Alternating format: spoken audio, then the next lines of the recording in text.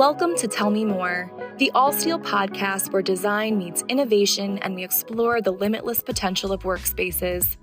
In this exclusive series, we're peeling back the layers of workplace design. From the psychology of colors to the future of hybrid work, join us as we open doors to conversations with industry leaders, architects, and designers who redefine the modern workplace. This is Tell Me More, brought to you by All Steel, because when it comes to designing the future, there's always more to discover.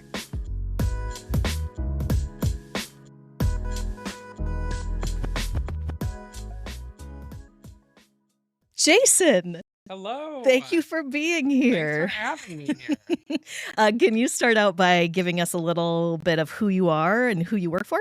Absolutely. So my name is Jason Zilstorp. I am the business development manager for the Midwest, West Coast, and Western Canada. Ooh. And I work with Silencio, which is an acoustics company that specializes in sound absorption. Excellent. Well, thank you for being here. Yeah. I am Jordan Arnold. I'm a senior workplace advisory manager for All Steel, and I'm excited to be here chatting with Jason. So we, this quarter, our workplace advisory team and All Steel in general is talking about this idea of effortlessly connecting, right? And today, as we go through this, we'll talk about the different kind of layers of what that could mean. But as I throw that out to you, what does that mean to you? The idea of effortlessly connecting, what comes to mind? For sure. I think that when I'm thinking of that, it's something that I can just jump right into, right? Right. Like if we are going into a meeting place or a meeting room, I want to be able to connect immediately. I don't want to have the cumbersome of who do we call? Who do we have to get in here? Now we're 15 minutes over our meeting. Yep.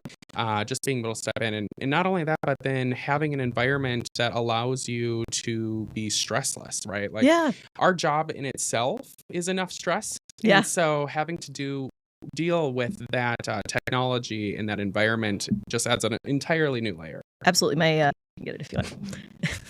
My counterpart Ricky is doing some work right now, kind of on this as we bend into this new year on this idea of what's in and what's out. Yeah. Right. Like there's a lot of those floating around right now, and so she was doing some work on it relative to workplace, and she had out. Can you see my screen? Right. And in is those frictionless experiences, right? Those effortless connections. So as we think about, when we think about effortlessly connecting, we think about it on this spectrum, right? We think about on one polar end, we have working fully remote. On the other polar end, we have all of us coming together in person. And then there's a wiggly space in the middle, right, where we're all distributed.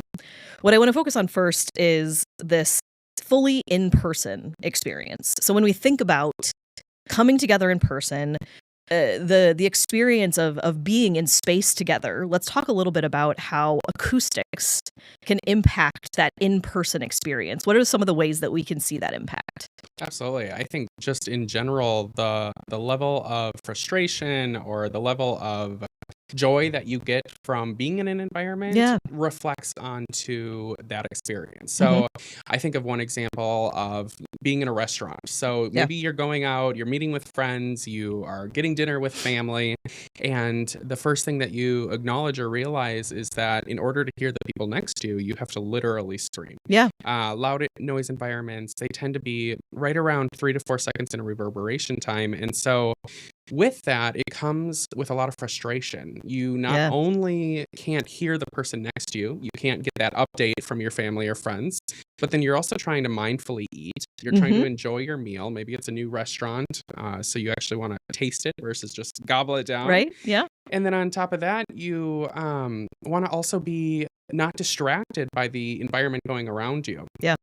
And so, I mean, everyone loves the drama on the table next door, right? Absolutely. But you want to be able to hear what's going on across from you. And so being able to create that environment so that you're leaving feeling heard, feeling excitement out of the people that you met with, and then ultimately not feeling irritable, angry when you leave. And let's think about that when we relate it to the workplace then. We go into an office place where we're trying to have heads down work or focused work, and you maybe aren't the person that can have background noise going on. And so based off your space, you are now returning to an office where you're irritable, you're angry, you're productivity has slowed I'm down. already irritable enough. I know, I don't need seriously. to be made more irritable Yes, absolutely. in the scenario. Absolutely. And that's great. I know you probably know way more about this than I do, but I've read about how our brains process sound and how if you can hear like a certain proportion of this conversation that's happening near you, then your brain, without you, like unconsciously, is starting to try to fill in the pieces. Absolutely. Yeah. Right? Like if I'm starting to hear some of that drama, or I'm hearing the Teams call that my counterpart is on, one row over, then because I can hear enough of it to start to piece that together, then I'm suddenly distracted by that and trying to solve what that mystery is instead of focused on the work that I'm doing. Yeah, absolutely. So let's think about one thing that we're talking a lot about, or we've been talking a lot about recently, is inclusive design overall, right? So both on the layer of designing for neurodiversity and also trauma-informed design, there are some really specific impacts that we can feel from sound. Right. So whether it is a trauma experience that's very connected to a noise or a sound that has kind of imprinted on you, or whether it's on the layer of neurodiversity, when we think about this spectrum of hypersensitivity to hyposensitivity, a lot of people think that neurodiversity means you're like at this one point across this one line. Sure. But what we know is that not only is there's this hypo to hypersensitive that expands out for every sense that we have, right? Whether it's taste or sight, smell, but sound is one of those, right? So someone could be hypersensitive to sound, meaning that it is kind of overstimulated by it, or hyposensitive to sound, meaning that it is maybe even a benefit to them, right? And even underneath that can be different for every kind of sound. Absolutely. Right? So I might be hypersensitive to the sound of a slamming door, but hyposensitive to the buzz and energy of, for instance, cafe space. Yeah. Right? So as we think about all of those different ways that sound can show up when we think about inclusive design, I'm thinking a lot about in-person environments. And if we are asking or desiring people to come together in person, the baseline should be an environment that feels safe. Absolutely. Right? That I can feel safe coming into. So let's talk a little bit about, like all of those pieces relate to sound, right? And noise. So how do we think about acoustics as it relates to inclusive design? Sure. I think it goes back to really designing for what the intent of the space is. I mean, we're going to have those spaces where the intent is to focus. And so inside of there, we should be fully prepared to be able to have a quieted environment, somewhere where we can do heads down work. And then in those social environments, being able to maybe loosen those reins a little bit, maybe control the sound a little bit less, where we can have those exciting conversations, because the intent of the space, or those louder conversations, the intent of the space is to have socialization. And so the people using those spaces know that that's the reflection on their working environment. Yeah, I love that, because one of the things that we're also kind of broadly talking about is the idea of the intentional office, right? What is the purpose of that space? And what I love about what you're saying is that we're indicating that it's not like one size fits all acoustic solutioning is the plan. The plan is to really consider what is happening within that environment. What we're creating an environment, for instance, in an isolated like wellness room that might benefit someone who's having a trauma response, or just someone who needs a moment, is going to look very different than the solution that we would put into that cafe space. Absolutely. Where we might benefit from a little bit of that energy, a little bit of that buzz, and I might need that in order to focus. In fact, I do. Like, I hate silence. Oh, see, and I'm the opposite. Are you? Yeah, I can focus with complete silence. Oh, I can't. I can't even drive in silence. Oh, my partner, I can drive in complete silence for miles, for hours. I don't think you're a sociopath, but like there's like I can't understand how those things connect. Like maybe it's I'm afraid of my own thoughts creeping in and having to think about things too much. Yeah.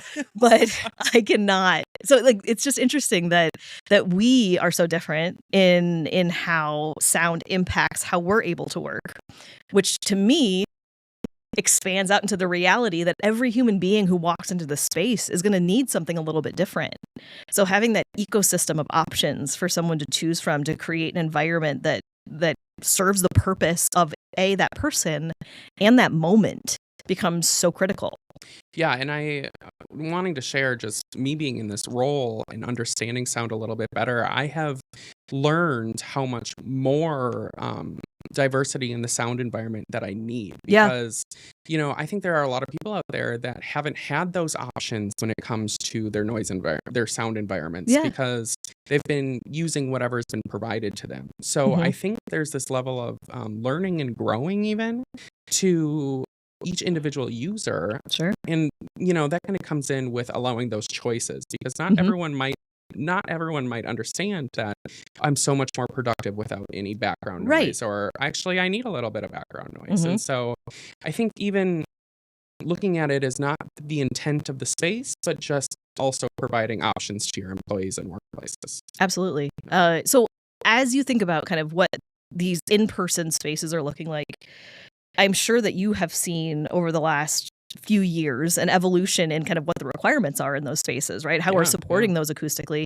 What are some interesting ways that you're seeing companies address acoustics in their physical space? Yeah, I think there's a couple options that you could look at in that case. Actually, I want to bring up the idea of like a training room, for example. Yeah. So training rooms can also be multi-purpose spaces. For sure. And I think a really practical way, one of the products that we have, Silencio has a product called Zorla, and it's actually a planter that has sound absorption integrated into it. So let's think about a training room. Most of the time, it's going to be in person, maybe hybrid, but a lot of times in person. And then let's think about how that space needs to adapt. Now, all of our other conference rooms have run out of space. Now we need to have a 3-person meeting. And we are in this environment that's set up for a large group. Now, the hybrid people are all of a sudden receiving a different environment than if they would have been in that smaller conference room. For sure. And so that experience isn't going to be the same. But working with something like Zorla, which is on planters, it is flexible. It can be moved around the space. It can help not only adapt that space from a physical application, but then also that acoustic application as well. Other options are, everyone has art. That's always a consideration. Decibel print is something that Silencio has where you can take your art, put it onto an absorber, and then apply it to the room. In many cases, maybe you're doing something of the like a natural image. So including into that, you're also getting that biophilic design. So really playing around with these areas that you can add to the design, add to the function, and are ultimately not distracting to the environment. Yeah.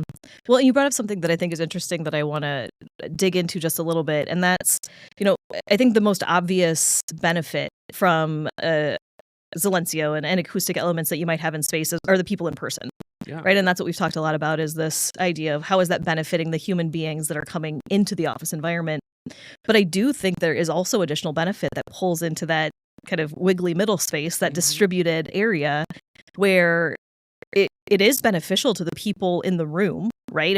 If we are in this podcast room here in Chicago and we are having a hybrid meeting because this is set up well, that's beneficial for us. But I don't think we are the only ones that benefit from that.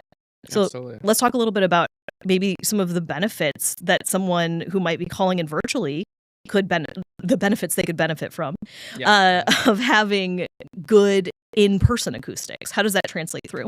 Sure. I think a good example is taking this podcast as an example. So you mentioned, this room is set up for acoustics. It's properly set up.